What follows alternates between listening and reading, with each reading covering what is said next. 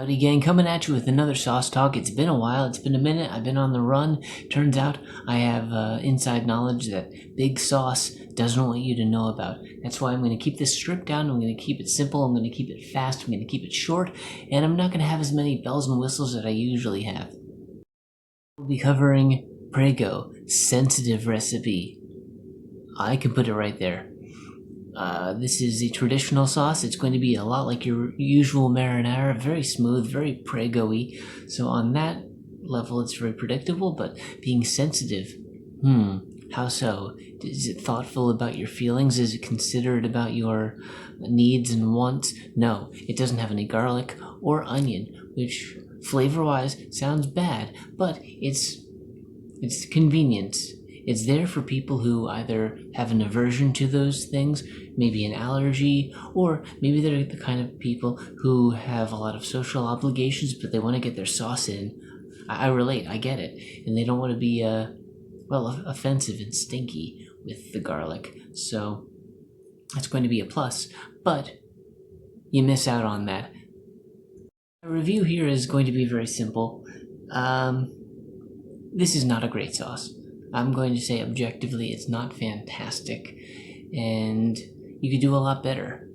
But the only reason to ever have Prego sensitive sauce is, as I said a few seconds ago, if you have a obligation that will, bring you around a lot of people, you don't want to be offensive, you want to have some pasta or spaghetti or make a pizza maybe, somehow without garlic, you're going to get that tomatoey goodness, you're going to get the texture, which is very smooth, you're going to get everything you want out of the sauce, but it's just going to be lacking a lot of flavor.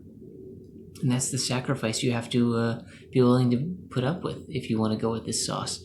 So, it's really flavorless. You want to add some hot pepper to it, some red pepper, that really does help. But man, I thought I could get by and I don't want to say not notice it not having garlic and onion, because it's impossible to not notice it.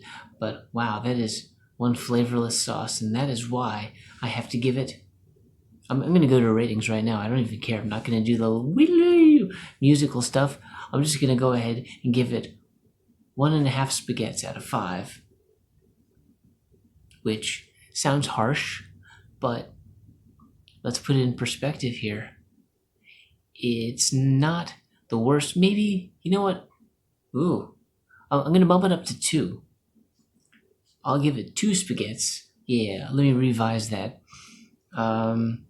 Because it's not offensively bad. It's just the absence of good.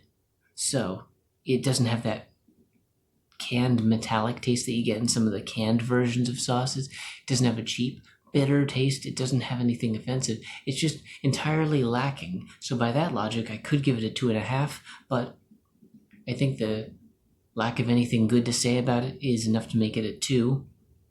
And normally it would have been a 1.5, but I really do respect the fact that Prego is considerate enough to think of those who either can't or don't like garlic, because I have my own food things that I don't like and I don't want to mess with. So I respect that. But as an objective observer who likes garlic, who likes tomato sauce, who likes pasta sauce, and a lot of flavor with tomato-based things, it's lacking. I'm not going to say I would never have it again if I have some event to look forward to, but all other considerations as they are, you could do better. So, like, subscribe, follow, do whatever. lesserof2equals@gmail.com. Follow us on YouTube, you got Twitter, all that good stuff. Facebook. Stay saucy. I don't know.